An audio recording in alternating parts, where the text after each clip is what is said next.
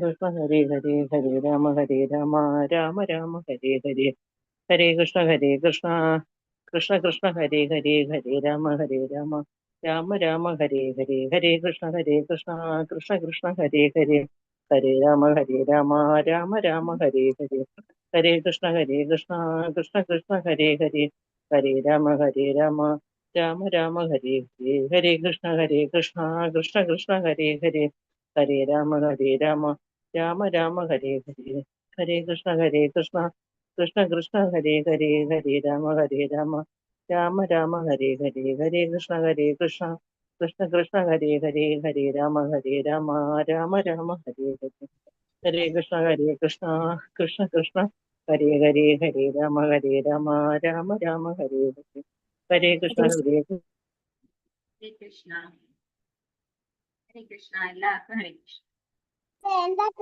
हरे कृष्णा प्रणाम माता जी. പ്രണാമം. प्रणाम माता जी. പ്രണാമം. ഹരേ കൃഷ്ണ. हरे कृष्णा प्रणाम माता जी. ഹരേ കൃഷ്ണ. പ്രണാമം. ഓം പജ്ഞാനനിമിത്താന്തസ്യ നാനാഞ്ജനാശലാകയാ ചക്ഷുർമീലിതമേന തസ്മൈ ശ്രീഗുരവേ നമഃ. ശ്രീചൈതന്യമനോഭീഷ്ടം സ്ഥാപിതം യേന ഭൂതലേ സ്വയം ഉപഗതാ മഹ്യം ദദാതി സ്വപദാന്തികം. വന്ദേഹം ശ്രീഗുരോ ശ്രീയുതപദകമലം ശ്രീഗുരുൻ വൈഷ്ണവാംശ ശ്രീരൂപം സാഗ്രജാതം സഹഗണ രഘുനാഥാന്വിതം തം സജീവം സാദ്വൈതം സാവധൂതം പരിജനസഹിതം കൃഷ്ണ ചൈതന്യദേവം ശ്രീരാധാകൃഷ്ണപാദാൻ സഹഗണ ലളിതാ ശ്രീവിശാഖാന്വിതാംശ. നമോ വിഷ്ണുപാദായ കൃഷ്ണപൃഷ്ഠായ ഭൂതലേ ശ്രീമതേ ഭക്തിവേദാന്ത സ്വാമി ഇതി നാമിനെ. നമസ്തേ സാരസ്വതേ ദേവേ ഗൗരവാണി പ്രചാരിണേ നിർവിശേഷ ശൂന്യവാദി പാശ്ചാത്യദേശകാരിണേ പാഞ്ചാകൽപദ്രുപശ്ച കൃപാസിന്ധുഭ്യേവ ച പതിതാനാം പാവനേഭ്യോ വൈഷ്ണവേഭ്യോ നമോ നമഃ.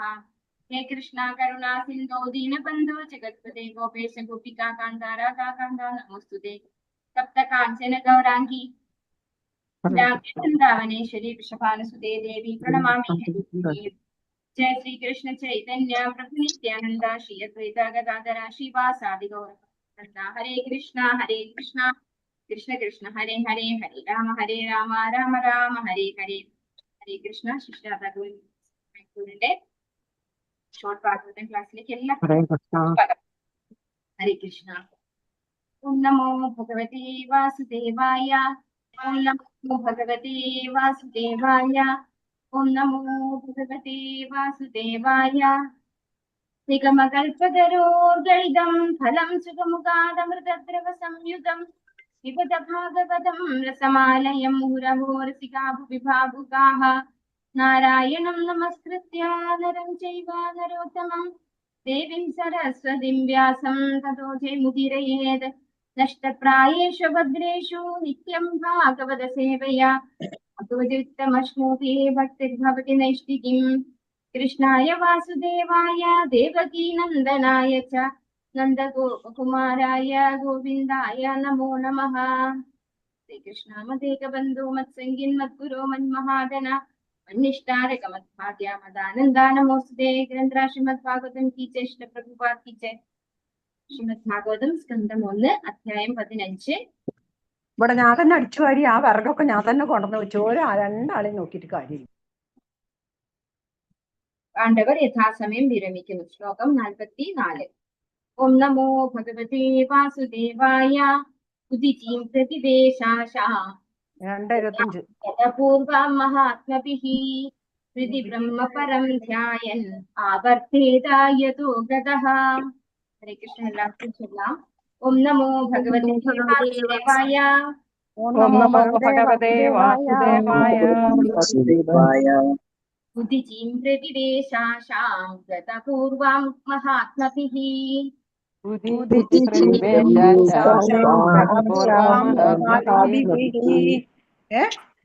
ഹൃദി ബ്രഹ്മ പരം ധ്യായൻ ആവർത്തേതായതോ ഗതഃ.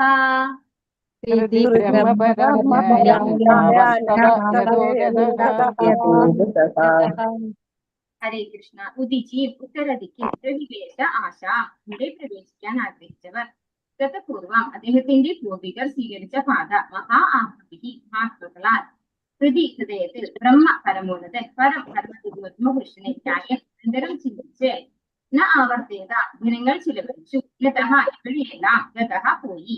വർത്തനം ഭാവാർത്ഥം എസി ഭക്തി വേദാന്ത സ്വാമി പഠിച്ചേ. അനന്തരം അദ്ദേഹം തന്റെ പൂർവികന്മാരും മഹാന്മാരും സ്വീകരിച്ച പാത സ്വീകരിച്ച് പരമതി ദിവോത്തമ പുരുഷന്റെ ചിന്തയിൽ പൂർണ്ണമായും സ്വയം സമർപ്പിതനാകാൻ ഉത്തരദിശയിലേക്ക് യാത്ര ആരംഭിച്ചു. അദ്ദേഹം എവിടെ പോയാലും അവിടെയൊക്കെ അങ്ങനെ ജീവിച്ചു പോയി. ഇവിടെ ആരെ കുറിച്ചാണ് പറയുന്നത്? യുധിഷ്ഠിര മഹാരാജാവിനെ കുറിച്ചാണ് പറയുന്നത് അല്ലെ. എന്താണ് സിറ്റുവേഷൻ? എന്താണ്? ഭഗവാൻ ഇവിടെ നിന്ന് തിരിച്ചു പോയി എന്ന് അർജുനനിൽ നിന്നും മനസ്സിലാക്കി ആരെ? യുധിഷ്ഠിരൻ. ആ യുധിഷ്ഠിരൻ മനസ്സിലായി ഭഗവാൻ ഇവിടുന്ന് പോയതോടുകൂടി കലി അതിന്റെ ശരിയായ രീതിയിൽ പ്രഭാവം തുടങ്ങി എന്നുള്ളത് മനസ്സിലായി. ആളുകളുടെ ഉള്ളിലൊക്കെ പരസ്പരം വിദ്വേഷം, അതുപോലെ കാപട്യം, വഞ്ചന, ചതി ഒക്കെ ഉണ്ടായി തുടങ്ങി. ഇതൊക്കെ നേരിട്ട് ആദ്യം തന്നെ പറഞ്ഞു അല്ലെ. നമ്മള് അർജുനൻ വരുന്നതിന് മുമ്പേ ഈ സൂചനകളൊക്കെ ആർക്ക് കിട്ടിയിട്ടുണ്ട്? യുധിഷ്ഠിരന് കിട്ടിയിട്ടുണ്ട്. ഇപ്പൊ അർജുനൻ വന്ന് പറഞ്ഞപ്പോ വ്യക്തമായി മനസ്സിലായി ഭഗവാൻ ഇവിടുന്ന് പോയതോടുകൂടി ധർമ്മവും ജ്ഞാനവും ഒക്കെ പോയി എന്ന് മനസ്സിലായി അല്ലെ. ഇനി നമ്മൾ ഇവിടെ അധികകാലം നിൽക്കേണ്ടതില്ല, ഇനി തിരിച്ചു പോകണം എന്ന് ആരാഗ്രഹിച്ചു? യുധിഷ്ഠിര മഹാരാജാവ് ആഗ്രഹിച്ചു. അങ്ങനെ അദ്ദേഹം എന്ത് ചെയ്തു? എന്നിട്ട് നെക്സ്റ്റ് എന്താ ചെയ്തത്? യുധിഷ്ഠിരൻ രാജാവാണ് അല്ലെ. നെക്സ്റ്റ് എന്ത് ചെയ്തു? തന്റെ കൊച്ചുമകനായിട്ടുള്ള പരീക്ഷിത് മഹാരാജാവിനെ ട്രെയിൻ ചെയ്ത് അവിടുത്തെ രാജാവാക്കി മാറ്റി അല്ലെ. അവിടെ യുധിഷ്ഠിര മഹാരാജാവിന്റെ അത്ര തന്നെ ക്വാളിറ്റി ഉള്ള ഒരു രാജാവായിരുന്നു പരീക്ഷിത്തും. അപ്പൊ ആ പരീക്ഷത്തിനെ രാജാവാക്കി ഇരുത്തി. പിന്നെ അവിടെ ഭഗവാന്റെ അവിടെ ഉഗ്രസേന രാജാവിന് പകരം ആരെയാണ് രാജാവാക്കിയത്? അനിരുദ്ധന്റെ പൗത്രനെ വജ്രൻ അല്ലെ, വജ്രൻ എന്നാണ് അദ്ദേഹത്തെ രാജാവാക്കി വാഴിച്ചു.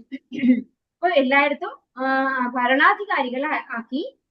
ഇവിടെ ഭഗവാന്റെ ധാമത്തിലേക്ക് തിരിച്ചു പോകാൻ സെൽഫായിട്ട് തീരുമാനം എടുത്തു ആര്? യുധിഷ്ഠിര മഹാരാജാവ്. അങ്ങനെ തന്റെ രാജ്യവും അതുപോലെ എല്ലാറ്റിനോടുള്ള അറ്റാച്ച്മെന്റും ഒക്കെ ഇല്ലാതെയാക്കി ഭക്ഷണം പോലും നിയന്ത്രിച്ചു എന്ന് പറയണ്ടായി. നേരത്തെയുള്ള ശ്ലോകത്തില് അത് ഭക്ഷണം പോലും ഖരരൂപത്തിലുള്ള ആഹാരം പോലും വേണ്ടാന്ന് തീരുമാനിച്ചു. അതുപോലെ വസ്ത്രമൊക്കെ എന്താണ്? ജീർണിച്ച വസ്ത്രങ്ങൾ എടുത്ത് അണിഞ്ഞു എന്നാണ് പറയുന്നത്. തലയൊന്നും ചീകാതെ പാറിപ്പറന്ന് അതായത് ഒന്നിനോടും ശരീരത്തോടൊട്ടും ആസക്തി ഇല്ലാതെ ഭഗവാനിൽ നിമഗ്നനായി ധ്യാന മാർഗത്തിലൂടെ ഭഗവാനിൽ നിമഗ്നനായി ആര്? യുധിഷ്ഠിരൻ. അപ്പൊ അതാണ് ഇവിടെ പറയുന്നത്. ശേഷം ഉത്തര ദിക്കിലേക്ക് പോയി എന്നാണ് പറയുന്നത്. അതായത് എല്ലാം ഉപേക്ഷിച്ച് ഉത്തര ദിക്കിലേക്ക്. നമ്മൾ നേരത്തെ ധൃതരാഷ്ട്ര പോയപ്പോഴും പറഞ്ഞു ഉത്തര ദിക്കിലേക്ക് യാത്ര ചെയ്തു അല്ലെ. എല്ലാവരും ശരീരം ഉപേക്ഷിക്കാറാകുമ്പോൾ അങ്ങോട്ടാണ് ഋഷിദ്വാർ, അങ്ങനെ ഋഷികേശ്, ഹരിദ്വാർ, ഋഷികേശ് അങ്ങനെയൊക്കെ പറയാറുണ്ട് അല്ലെ. അങ്ങനെയുള്ള സ്ഥലങ്ങളിലേക്ക് യാത്ര ചെയ്യും. ഇന്നത്തെ കാലത്ത് പക്ഷെ എന്താണ്? ഇതിന്റെ ഒന്നും ആവശ്യമില്ല അല്ലെ. നമ്മൾ വീട്ടിലിരുന്നോണ്ട് കലികാലത്തിന്റെ ഏറ്റവും വലിയൊരു മഹത്വം അതാണ്. അതായത് നമുക്ക് ഒന്നും ഉപേക്ഷിച്ച് ഇങ്ങോട്ടും പോകേണ്ട ആവശ്യമില്ല. മനസ്സുകൊണ്ട് ഉപേക്ഷിച്ചാൽ മാത്രം മതി. ശരീരം കൊണ്ട് നമ്മള് അവിടെ ഇരുന്നാലും കുഴപ്പമില്ല. നമ്മള് ഭഗവാന്റെ കാര്യങ്ങൾ ചെയ്ത് ഭഗവാനെ സ്മരിച്ചുകൊണ്ട് എല്ലാ കാര്യങ്ങളും ചെയ്യുന്നത് അനുവദനീയമാണ് ഈ കലികാലത്തിൽ. പക്ഷെ ഇവിടെ യുധിഷ്ഠിര മഹാരാജാവ് ഉത്തരദിശയിലേക്ക് പോയി എന്നാണ് പറയുന്നത്. അദ്ദേഹം എവിടെ പോയാലും അവിടേക്ക് എങ്ങനെ ജീവിച്ചു പോന്നു. എങ്ങനെ ജീവിച്ചു പോന്നു എന്നുള്ളത് നേരത്തെ പറഞ്ഞു. അദ്ദേഹം ആഹാരമൊന്നും നിയന്ത്രിച്ച് ഖരരൂപത്തിലുള്ള ആഹാരമൊക്കെ ഉപേക്ഷിച്ച് ഒന്നിനോടും ആസക്തി ഇല്ലാതെ ഒരു ജീവിതം. അതാണ് ഭക്തി വേദാന്ത സംശയ പ്രഭുപാദിച്ചേ. മഹാരാജാവ് യുധിഷ്ഠിരൻ അദ്ദേഹത്തിന്റെ പൂർവികന്മാരുടെയും ശ്രേഷ്ഠരായ ഭഗവത് ഭക്തരുടെയും കാലടികൾ പിന്തുടർന്നു എന്ന് ഈ ശ്ലോകത്തിൽ നിന്നും മനസ്സിലാക്കാം. നാം മുമ്പ് പലതവണ വിവരിച്ചിട്ടുള്ളത് പോലെ ലോകത്തിലെ മുഴുവൻ ജനങ്ങളും വിശേഷിച്ചും ആര്യവർത്തത്തിലെ നിവാസികൾ കർശനമായി അനുവർത്തിച്ചിരുന്ന വർണ്ണാശ്രമ ധർമ്മ വ്യവസ്ഥിതി ഒരു നിശ്ചിത ജീവിതഘട്ടത്തിൽ എല്ലാ കുടുംബ ബന്ധങ്ങളും ഉപേക്ഷിക്കേണ്ടതിന്റെ ആവശ്യകത ഊന്നിപ്പറയുന്നു. അത്തരത്തിലുള്ള വിദ്യാഭ്യാസവും പരിശീലനവുമാണ് പകർന്നു നൽകിയിരുന്നത്. ആകയാൽ മഹാരാജാവ് യുധിഷ്ഠിരനെ പോലുള്ള ആദരണീയനായ വ്യക്തിക്ക് ആത്മസാക്ഷാത്കാരത്തിനും സ്വഗേഹമായ ഭഗവത് സന്നിധിയിലേക്ക് മടങ്ങി ചെല്ലുവാനും എല്ലാ കുടുംബ ബന്ധങ്ങളും ഉപേക്ഷിക്കേണ്ടതാണ്. ഏതൊരു വ്യക്തിക്കും നമ്മള് ഭഗവത്ഗീതയിലും ഭഗവാൻ പറഞ്ഞു തന്നിട്ടുണ്ട് അല്ലെ. 15-ാം അധ്യായത്തില് എന്താണ്? അസംഗശസ്ത്രേണ ചിത്രം അല്ലെ. അതായത് വിരക്തിയാകുന്ന ആയുധം കൊണ്ട് വേണം ഈ ഒരു മരത്തെ, അശ്വത്ഥമാകുന്ന ആ വൃക്ഷത്തെ മുറിച്ചു കളയാനായിട്ട് എന്ന് ഭഗവാൻ പറഞ്ഞു തന്നിട്ടുണ്ട്. അപ്പൊ അത് തന്നെയാണ് ഇവിടെയും പറയുന്നത്.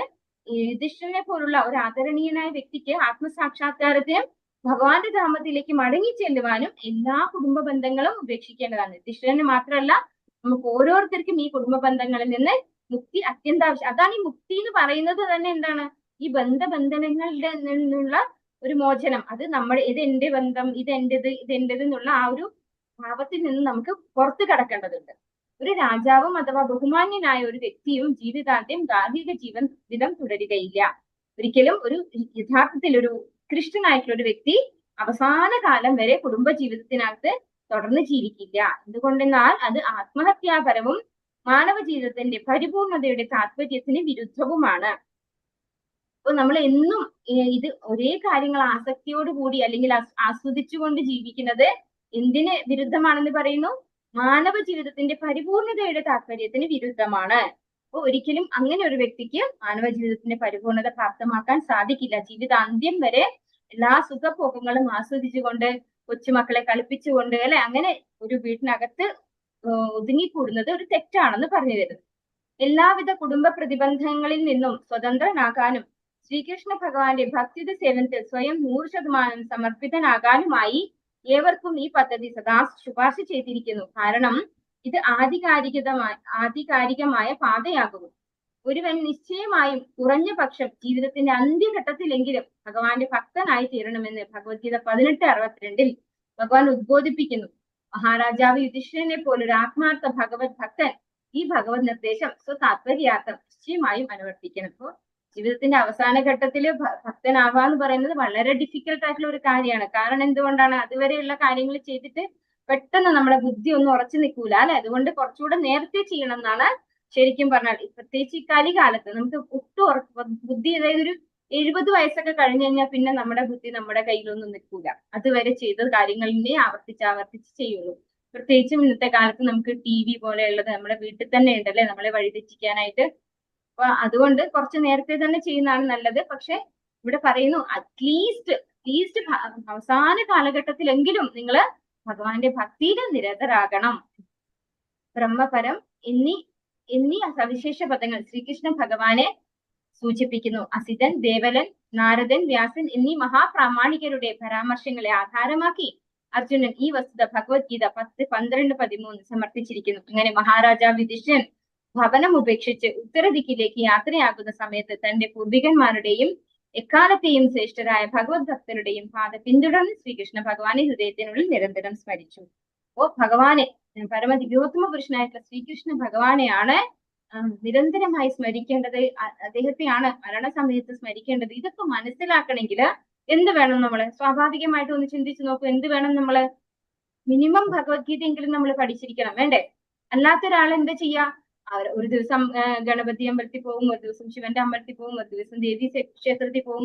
ഈ ഭഗവത്ഗീത പഠിക്കാത്ത ഒരാൾക്ക് എങ്ങനെയാണ് ഭഗവാനെയാണ് നമ്മള് മരണസമയത്ത് അല്ലെ അന്തകാലേച്ച മാമേവ സ്മരൻ മുക്ത്വാ കളയേപരം എപ്രയാതി സമദ്ഭാവം യാതിനാസ്ത്യത്ര സംശയ. ഭഗവാൻ വ്യക്തമായി പറഞ്ഞിട്ടുണ്ട്.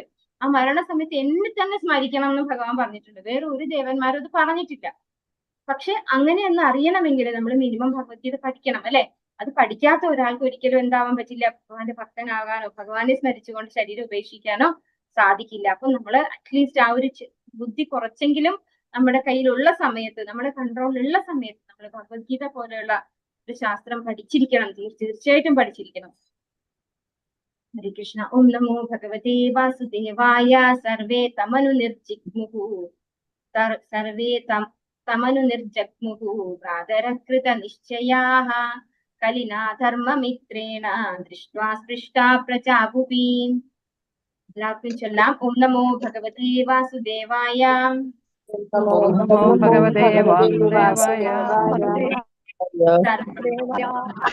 സർവേ തമനു നിർജഗ്മുഹു പ്രാതരകൃത നിശ്ചയാഃ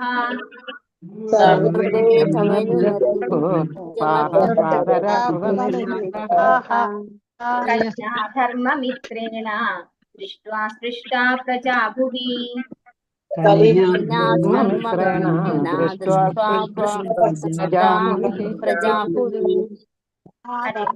സർവേ അനുജന്മാരെല്ലാം താം അദ്ദേഹത്തെ അനുനിർജഗ്മുഹു ജ്യേഷ്ഠനെ പിന്തുടർന്ന് ഭവനം ഉപേക്ഷിച്ചു.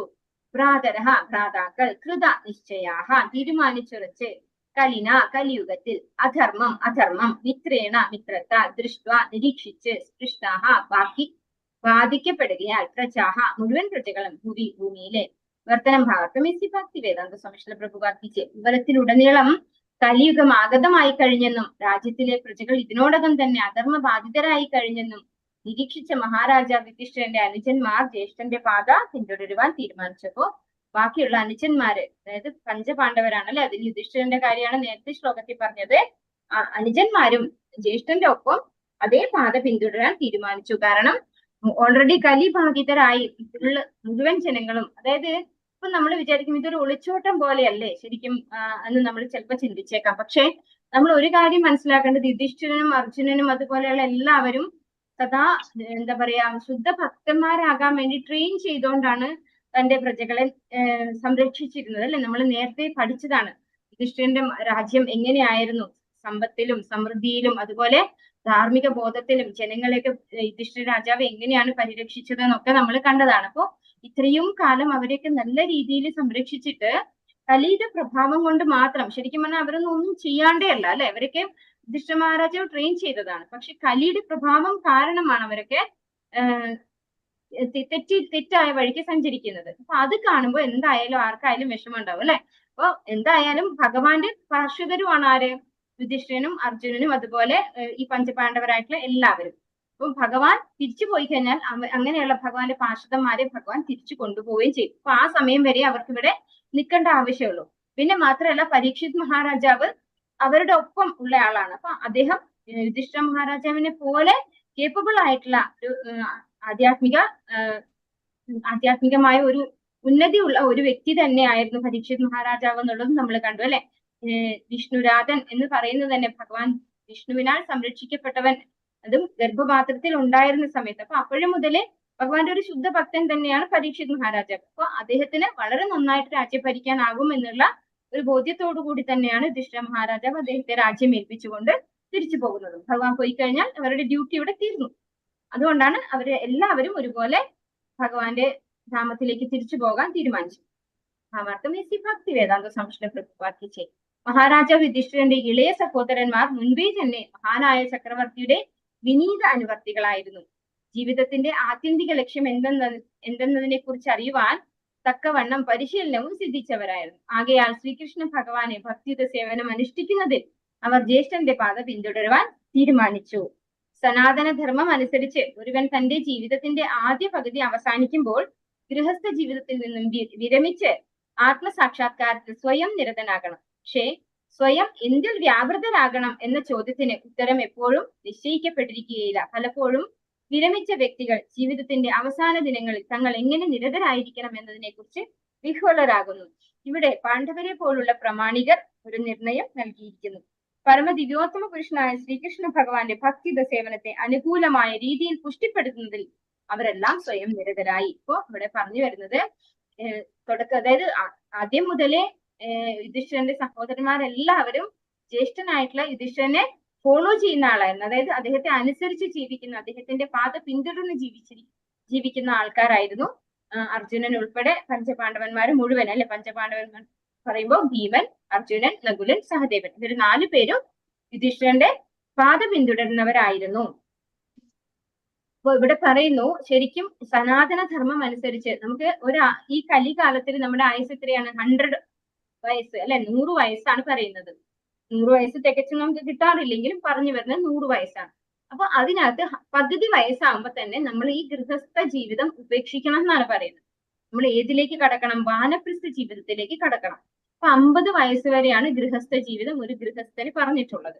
അതിനുശേഷം അതിൽ നിന്ന് വിരമിക്കണം. നമ്മൾ ഒരു 60 ഇയേഴ്സ് ആണ് ഇപ്പൊ എല്ലാ റിട്ടയർമെന്റ് ഏജ് ഫിക്സ് ചെയ്തിരിക്കുന്നത് അല്ലെ. 56, 60 ഓരോ ജോബിന് ഓരോ തരത്തിലാണ്. അപ്പൊ ഈ റിട്ടയർമെന്റ് കഴിഞ്ഞു കഴിഞ്ഞാൽ നമ്മൾ എന്ത് ചെയ്യണം എന്നുള്ള കാര്യത്തിൽ എല്ലാവരും ഓരോ പ്ലാൻ ചെയ്യും അല്ലെ. അവർക്ക് എല്ലാവർക്കും എന്താണ്, പല പല സ്ഥലങ്ങളെ സന്ദർശിക്കണം, ഇഷ്ടം പോലെ ഇങ്ങനെ അടിച്ചു പൊളിച്ച് എൻജോയ് ചെയ്ത് ജീവിക്കണം എന്നാണ്. പക്ഷെ ഇവിടെ എന്താണ് പറയുന്നത്? റിട്ടയർമെന്റ് കഴിഞ്ഞാൽ നമ്മൾ ശരിക്കും എന്താ ചെയ്യേണ്ടത്? അതാണ് ഇവിടെ ഇവരെ കാണിച്ചു തരുന്നത്. പഞ്ചപാണ്ഡവരെല്ലാവരും കാണിച്ചു തരുന്നത് ഭഗവാന്റെ ഭക്തിയിൽ നിരതരാവുക വേണ്ട. നമ്മൾ ഇതുവരെ ആസ്വദിച്ചതിനോടൊക്കെ ഒരു വിരാമം, എല്ലാറ്റിനും ഒരു വിരാമം. അതാണ് ഈ റിട്ടയർമെന്റ് എന്ന് പറയുന്നത്. അല്ലാതെ ജസ്റ്റ് ജോലിയിൽ നിന്നൊരു റിട്ടയർമെന്റ്, ഇനി ഉള്ളത് പൈസ മാത്രം വാങ്ങിക്കുക, സുഖമായിട്ട് ജീവിക്കുക എന്നുള്ള രീതിയല്ല നമ്മൾ ചെയ്യേണ്ടത്. നമ്മൾ എന്ത് ചെയ്യണം? ഭഗവാന്റെ ഭക്തിയിൽ ഉറച്ച്. ഇത്ര വരെ നമ്മൾ ആസ്വദിക്കാൻ നമുക്ക് യങ് ഏജ് ആയിരുന്നു, നമ്മുടെ ഇന്ദ്രിയങ്ങളൊക്കെ വളരെ എന്താ പറയാ എനർജറ്റിക് ആയിട്ടുള്ള സമയമാണ്. ഇനി എല്ലാം ഒന്ന് റിപ്പയർ ചെയ്യണം. അപ്പൊ എല്ലാത്തിൽ നിന്നും വിരമിക്കാൻ നമ്മൾ തയ്യാറാവണം എന്നാണ് ഇവിടെ പറഞ്ഞു തരുന്നത്. ഇവിടെ പാണ്ഡവരെ പോലുള്ള പ്രമാണികന്മാർ ഒരു നിർണയം നൽകിയിരിക്കുന്നു. ദിവ്യോത്തമ പുരുഷനായ ശ്രീകൃഷ്ണ ഭഗവാന്റെ ഭക്തി സേവനത്തെ അനുകൂലമായ രീതിയിൽ പുഷ്ടിപ്പെടുത്തുന്നതിൽ അവരെല്ലാം സ്വയം നിരതരായി. ശ്രീധര സ്വാമിയുടെ അഭിപ്രായം അനുസരിച്ച് അനേകം വ്യക്തികൾ ധരിച്ചിരിക്കുന്നത് പോലെ ധർമ്മ അർത്ഥ കാമ മോക്ഷങ്ങൾ അഥവാ കാമ്യകർമ്മങ്ങൾ, താത്വിക ഊഹാപോഹങ്ങൾ, മോക്ഷം എന്നിവ ജീവിതത്തിന്റെ ആത്യന്തികമായ ലക്ഷ്യമല്ല. അവയെല്ലാം ജീവിതത്തിന്റെ ആത്യന്തിക ലക്ഷ്യം എന്തെന്ന് അറിയാത്തവർ ഏറെക്കുറെ പരിശീലിക്കുന്നു. അപ്പൊ ഈ ധർമ്മ അർത്ഥ കാമ മോക്ഷ ഈ ഒരു പാത സഞ്ചരിക്കുന്നത് ആരാണെന്നാ പറയുന്നത്? ജീവിതത്തിന്റെ ആത്യന്തിക ലക്ഷ്യം എന്തെന്ന് അറിയാത്തവരാണ് അത് പ്രാക്ടീസ് ചെയ്യുന്നത് എന്നാണ് പറയുന്നത്. അപ്പോ ജീവിതത്തിന്റെ ആത്യന്തിക ലക്ഷ്യം എന്ന് പറയുന്നത് ഭഗവാനെ പ്രീതിപ്പെടുത്തുക, ഭഗവാന്റെ സേവനത്തിൽ നിരതരാവുക എന്നതാണെന്ന് തിരിച്ചറിയാത്തത് കൊണ്ടാണ് നമ്മള് ധർമ്മ അർത്ഥ കാമ മോക്ഷ ഇതാണ് നമ്മൾ ചെയ്യേണ്ടത് എന്ന് വിചാരിച്ച് അങ്ങനെയുള്ള കർമ്മങ്ങൾ ചെയ്യുന്നത്. ജീവിതത്തിന്റെ ആത്യന്തിക ലക്ഷ്യം എന്തെന്ന് ഭഗവത്ഗീത 18:65 ഭഗവാൻ സ്വയം മുമ്പേ തന്നെ അരുളി ചെയ്തിരിക്കുന്നു.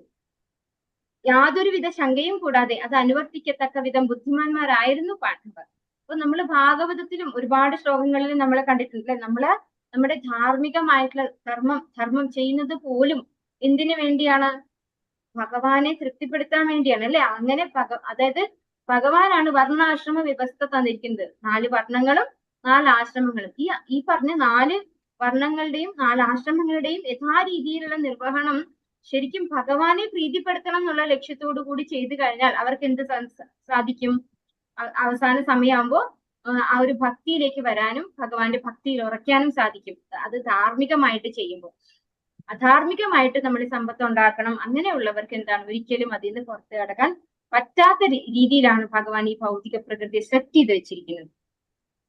ഹരേ കൃഷ്ണ. ഓം നമോ ഭഗവതേ വാസുദേവായ തേ സാധുകൃത സർവാർത്ഥ നാത്വാത്യന്തികമഗ്നനഃ മനസാധാരയാമാസു വൈകുണ്ഠചരണാംബുജം. എല്ലാവർക്കും ചൊല്ലാം. ഓം നമോ ഭഗവതേ വാസുദേവായ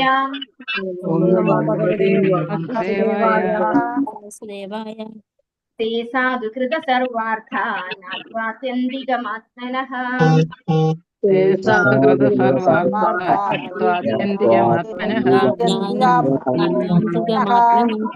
മനസാധാരയാമാസു വൈകുണ്ഠചരണാംബുജം.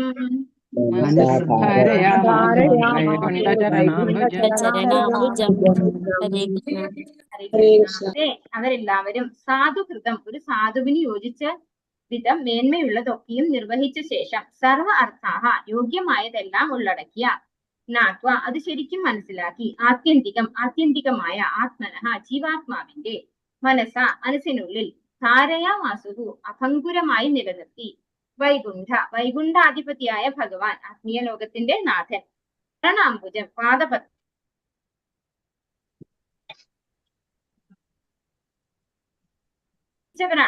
തത്ഫലമായി ഏവരുടെയും പരമലക്ഷ്യം ശ്രീകൃഷ്ണ ഭഗവാന്റെ പാതാരവിന്ദങ്ങളാണെന്നവർ ശരിയായി നിർണയിച്ചു. ആകയാൽ അവർ ഭഗവാന്റെ പാതാരവിന്ദങ്ങളെ നിർവിഘ്നം ധ്യാനിച്ചു. അപ്പോ പഞ്ചപാണ്ഡവരായിട്ടുള്ള എല്ലാവരും അല്ലെ, യുധിഷ്ഠിരൻ ഉൾപ്പെടെ എല്ലാ 5 പാണ്ഡവരും എന്താണ് ധാർമ്മിക തത്വങ്ങളെല്ലാം നിർവഹിച്ച് ജീവിച്ചവരാണ്. അതുകൊണ്ട് തന്നെ പരമലക്ഷ്യം ഭഗവാനാണ് എന്ന് അവർക്ക് ശരിയായി മനസ്സിലാക്കാനും അവർക്ക് ഭഗവാന്റെ പാതാരവിന്ദങ്ങളെ നിർവിഘ്നം ധ്യാനിക്കാനും സാധിച്ചു. കാരണം ഈ ഒരു കാലഘട്ടത്തിൽ വ്യാസദേവന്റെ കാലഘട്ടമാണ് അല്ലെ, അവിടെയൊക്കെ പറയുന്നത് എന്താണ്? മെഡിറ്റേഷൻ, അതായത് ധ്യാനിച്ചുകൊണ്ട് ഭഗവാനെ സ്മരിക്കുക എന്നുള്ളത് അവിടെ പറയുന്ന കാര്യം തന്നെയാണ്. നമ്മുടെ ഈ കലികാലത്തിൽ ഇത് പോസിബിൾ അല്ല. കാരണം എന്തുകൊണ്ടാണ്? ഇവരൊക്കെ നല്ല ഇന്ദ്രിയ നിയന്ത്രണം ഉള്ളവരാണ്, ഭഗവാന്റെ ശുദ്ധഭക്തരാണ്, അവർക്കൊക്കെ ഈ ധ്യാനം പോസിബിൾ ആണ്. നമുക്ക് എന്താണ് പറഞ്ഞു തന്നിരിക്കുന്നത്? ഇത് 16 മാല ജപിക്കുക, നിയമങ്ങൾ പാലിക്കുക, ഇത്രയും ചെയ്താൽ തന്നെ ഈ ധ്യാനിച്ച അതേ റിസൾട്ടാണ് നമുക്കും കിട്ടാൻ പോണത്. ഭക്തി വേദാന്ത സ്വാമിശ്രീ പ്രഭുപാദിജി ഭഗവത്ഗീത 7:28 ഭഗവാൻ ഇപ്രകാരം അരുളി ചെയ്യുന്നു: പൂർവ്വജന്മങ്ങളിൽ പുണ്യകർമ്മങ്ങൾ ചെയ്തിട്ടുള്ളവർക്കും സർവ്വവിധ പാപങ്ങളും നിർവാർജനം ചെയ്തവർക്കും മാത്രമേ പരമപുരുഷനായ ശ്രീകൃഷ്ണ ഭഗവാന്റെ പാതാരവിന്ദങ്ങളിൽ ശ്രദ്ധ കേന്ദ്രീകരിക്കാൻ കഴിയുകയുള്ളൂ. പാണ്ഡവർ ഈ ജന്മത്തിൽ മാത്രമല്ല പൂർവ്വജന്മങ്ങളിലും സദാ പരമമായ പുണ്യപ്രവൃത്തി നിർവഹിച്ചു പോന്നിരുന്നതിനാൽ അവർ എല്ലാവിധ പാപഫലങ്ങളിൽ നിന്നും എപ്പോഴും വിമുക്തരാണ്. ആയതിനാൽ പരമപുരുഷനായ ശ്രീകൃഷ്ണ ഭഗവാന്റെ പാതാരവിന്ദങ്ങളിൽ അവർ മനസ്സിനെ ഏകാഗ്രമാക്കിയത് തികച്ചും ആകുന്നു. ശ്രീ വിശ്വനാഥ ചക്രവർത്തിയുടെ അഭിപ്രായം അനുസരിച്ച് പാപഫലങ്ങളിൽ നിന്നും വിമുക്തരാകാത്ത വ്യക്തികൾ ധർമ്മ അർത്ഥ കാമ മോക്ഷ തത്വങ്ങൾ സ്വീകരിക്കുന്നു. മുകളിൽ പ്രസ്താവിച്ച 4 തത്വങ്ങളാൽ ദൂഷിതരായ വ്യക്തികൾക്ക് ആത്മീയ ലോകത്തിലെ ഭഗവാന്റെ പാതാരവിന്ദങ്ങളെ എളുപ്പം സ്വീകരിക്കാൻ കഴിയുകയില്ല. വൈകുണ്ഠ ലോകം ഭൗതിക ആകാശത്തിനുമപ്പുറം അതിവിദൂരമായി സ്ഥിതി ചെയ്യുന്നു. ഭൗതിക ലോകം ദുർഗാദേവിയുടെ അഥവാ ഭഗവാന്റെ ഭൗതിക ശക്തിയുടെ അധീനതയിലാണ്. അതേസമയം വൈകുണ്ഠ ലോകം ഭഗവാന്റെ സ്വകീയ ശക്തിയാലാണ് പരിപാലിക്കുന്നത്. അപ്പോ നമ്മൾ ഈ പറയുമ്പോൾ നമ്മൾ ഒരു കാര്യം മനസ്സിലാക്കേണ്ടത്, ശരിക്കും പറഞ്ഞു കഴിഞ്ഞാൽ വേദം പറഞ്ഞിരിക്കുന്നത് ധർമ്മ അർത്ഥ കാമ മോക്ഷ ആണ്. അപ്പൊ വേദവിധി പ്രകാരം ജീവിച്ചു കഴിഞ്ഞാൽ അവസാനം ഭഗവാനെ കിട്ടേണ്ടതാണ്. പക്ഷെ എന്നിട്ടിപ്പോ ഇവിടെ എന്താ പറയുന്നത്, ഈ 4 തത്വങ്ങൾ, ഏത് 4 തത്വങ്ങൾ? ധർമ്മ അർത്ഥ കാമ മോക്ഷ, മുകളിൽ പ്രസ്താവിച്ച 4 തത്വങ്ങളാൽ ദൂഷിതരായ വ്യക്തികൾ എന്നാണ് പറയുന്നത്. അപ്പൊ ഈ 4 തത്വങ്ങളാൽ ദൂഷിതമാക്കപ്പെടുക. ശ്രീമദ് ഭാഗവതം നമ്മൾ തുടക്കത്തില് 2ാമത്തെ ശ്ലോകത്തിൽ നമ്മൾ എന്താ പഠിച്ചതെന്ന് എല്ലാവർക്കും ഓർമ്മയുണ്ടോ? എന്താ ആർക്കെങ്കിലും ഓർമ്മയുണ്ടോ ആ ശ്ലോകം? ധർമ്മപ്രോചിത കൈതവോ അത്ര പരമോ നിർമ്മത്സരാണാം വേദ്യം വാസ്തവമത്രേ വസ്തു ശിവദം താപത്രയോന്മൂലനം ഭഗവതേ. മതി. അപ്പൊ ഇതിനകത്ത് എന്താ പറയുന്നത്? ധർമ്മപ്രോചിത കൈതവ, അതാണ് ഇമ്പോർട്ടന്റ് ആയിട്ടുള്ള കാര്യം. ധർമ്മപ്രോചിത കൈതവ, അങ്ങനെ പറഞ്ഞാല് കൈതവ ധർമ്മം പ്രോചിത, ഇങ്ങനെയാണത് നമ്മള് അർത്ഥം വരുമ്പോ വരിക. അതായത് കൈതവ ധർമ്മം എന്ന് പറഞ്ഞു കഴിഞ്ഞാൽ എന്താണ്? ഈ ധർമ്മ അർത്ഥ കാമ മോക്ഷ തത്വത്തിൽ വരുന്ന ധർമ്മങ്ങളെയാണ് കൈതവ ധർമ്മം എന്ന് പറയുന്നത്. അതായത് ഉപേക്ഷിക്കപ്പെടേണ്ടതായ ധർമ്മം അല്ലെങ്കിൽ ഫലേച്ഛാ കർമ്മങ്ങളുടെ ധർമ്മം, അതാണ് കൈതവ ധർമ്മം എന്ന് പറയുന്നത്. അതിനെ പ്രോഞ്ചിത, അതിനെ ഉപേക്ഷിക്കുക. അതിനെ ഉപേക്ഷിച്ചിട്ടുള്ള ആളുകളാണ് ആര്? നിർമ്മത്സരാണ്. അവർ മത്സര ബുദ്ധിയില്ലാത്ത സത്തായിട്ടുള്ള ആളുകളാണ്. അങ്ങനെയുള്ളവർക്ക് വേദ്യം മനസ്സിലാക്കാൻ സാധിക്കുന്നതാണ് എന്ത്? ശ്രീമദ് ഭാഗവതം പോലെയുള്ള ഒരു ശാസ്ത്രം. ആ ശാസ്ത്രം പഠിച്ചു കഴിഞ്ഞാൽ എന്താ സംഭവിക്കുന്നത്? താപത്രേ ഉന്മൂലനം, ഈ ഭൗതിക ലോകത്തിലുള്ള 3 വിധ താപങ്ങളെയും ഇല്ലാതെയാക്കുന്നു. അതാണ് തുടക്കത്തില്, ഭാഗവതത്തിന്റെ തുടക്കത്തിൽ പറഞ്ഞ കാര്യമാണത്. അപ്പൊ ഈ ധർമ്മ അർത്ഥ കാമ മോക്ഷ തത്വങ്ങള് എന്തായിട്ടാണ് ഇവിടെ പറയുന്നത്? ദൂഷിതനാണ് അങ്ങനെയുള്ള കർമ്മങ്ങൾ ചെയ്യുന്നവരെ എന്നാണ് പറയുന്നത്. അപ്പൊ ഭാഗവതം ധർമ്മം എന്ന് പറയുന്നത് എന്താണ്? ഭഗവാനെ പ്രീതിപ്പെടുത്തുക എന്നുള്ളത് മാത്രമാണ്, അല്ലെ? തവൈ പുംസാം പരോധർമ്മോ യഥോ ഭക്തിരതോക്ഷജേ അഹൈതുകി അപ്രതിഹത യാത്മാ സുപ്രസീദതി. അതാണ് ഭാഗവതം പറയുന്നത്. നമ്മൾക്ക് ഒരൊറ്റ ധർമ്മമേ ഉള്ളൂ, അത് ഭഗവാനെ പ്രീതിപ്പെടുത്തുക, ഭഗവാനെ സന്തോഷിപ്പിക്കുക, ഭഗവാന്റെ സേവനത്തിൽ നിരതരാവുക എന്നുള്ളതാണ്.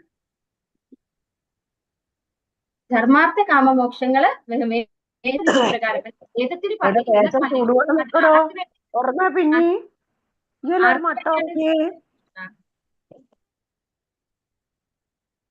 ആർക്ക് വേണ്ടിയാണ്? അപ്പൊ ഈ വേദം പറഞ്ഞിരിക്കുന്നത് ആർക്ക് വേണ്ടിയാണ്? ഭക്തിയിൽ ഉറച്ചിട്ടില്ലാത്ത, അല്ലെങ്കിൽ ഇനിയും ഈ ഭൗതിക ലോകം ആസ്വദിക്കാൻ ആഗ്രഹമുള്ള ആൾക്ക് ധാർമ്മികമായ പാതയിലൂടെ സഞ്ചരിച്ചുകൊണ്ട് അത് ആസ്വദിച്ചും കൊണ്ട് തിരിച്ചു ഭഗവാന്റെ ധാമത്തിലേക്ക് വരാനുള്ള ഒരു പദ്ധതിയാണ് എന്ത്? വേദം പറയുന്നത്. അപ്പൊ അത് കഴിഞ്ഞിട്ട്, ഇതൊക്കെ ആസ്വദിച്ച് കഴിഞ്ഞിട്ട് എത്രയോ ജന്മം, അതാണ് ഇവിടെ നേരത്തെ പറയുന്നത്, പാപഫലങ്ങളൊക്കെ ദൂരീകരിച്ച ആളുകൾക്ക്, അതായത് പൂർവ്വജന്മങ്ങളിൽ പുണ്യകർമ്മങ്ങൾ ചെയ്തിട്ടുള്ളവർക്കും സർവ്വവിധ പാപങ്ങളും നിർമ്മാർജ്ജനം ചെയ്തവർക്കും മാത്രമേ പരമപുരുഷനായ ശ്രീകൃഷ്ണ ഭഗവാന്റെ പാതാരവിന്ദങ്ങളിൽ ശ്രദ്ധ കേന്ദ്രീകരിക്കാൻ കഴിയുകയുള്ളൂ. അപ്പൊ നമ്മൾ എത്രയോ ജന്മങ്ങളായിട്ടുണ്ടാവണം എന്ത്? ഈ ധർമ്മ അർത്ഥ കാമ മോക്ഷപാതയിലൂടെ സഞ്ചരിച്ച് ഇപ്പോ ഭഗവത്ഗീതയിലൂടെയും ഭാഗവതത്തിലൂടെയും നമുക്ക് ആ ഒരു മോക്ഷം അല്ലെങ്കിൽ ഈ ഭൗതികമായ എല്ലാറ്റിലും നിന്നുള്ള ഒരു മുക്തി നമുക്ക് ലഭിച്ച് ഭഗവാന്റെ ഭക്തിയിൽ ഉറച്ചു നിൽക്കാൻ നമുക്ക് സാധിക്കുന്നുണ്ടെങ്കിൽ അതിന്റെ കാരണം നമ്മൾ എത്രയോ ജന്മങ്ങള് ഈ ധർമ്മ അർത്ഥ കാമ മോക്ഷ കാര്യങ്ങളൊക്കെ ചെയ്തിട്ടുണ്ട് എന്നുള്ളതാണ്. അപ്പൊ വേദം നമ്മൾ പഠിച്ചിട്ടുണ്ട്, വേദവിധി പ്രകാരം നമ്മൾ ഒരുപാട് ജന്മങ്ങൾ ജീവിച്ചിട്ടുണ്ട്. അങ്ങനെ നമ്മൾ നമ്മുടെ പാപങ്ങളൊക്കെ ഇല്ലാതെയാക്കിയിട്ടാണ് നമ്മള് ഭക്തിയിലേക്ക് സ്റ്റാർട്ട് ചെയ്യുന്നത് പോലും അതിനുശേഷമാണെന്ന് ഇവിടെ വ്യക്തമായിട്ട് നമുക്ക് പറഞ്ഞു തരുന്നത്. ഹരേ കൃഷ്ണ. വാഞ്ചാ കൽപതരൂപേശ്ച കൃപാ സിന്ധുഭ്യവ ച പതിതാനാം പാവനേഭ്യോ വൈഷ്ണവേഭ്യോ നമോ നമഃ. अनंत कोटि वैष्णव वृंद की जय, श्रील प्रभुपाद की जय, गुरु महाराज की जय, निताय गौर प्रेमानंदे। हरि हरि बोल। हरे कृष्णा। सर्वं श्री कृष्णार्पणमस्तु। हरे कृष्णा। हरे कृष्ण।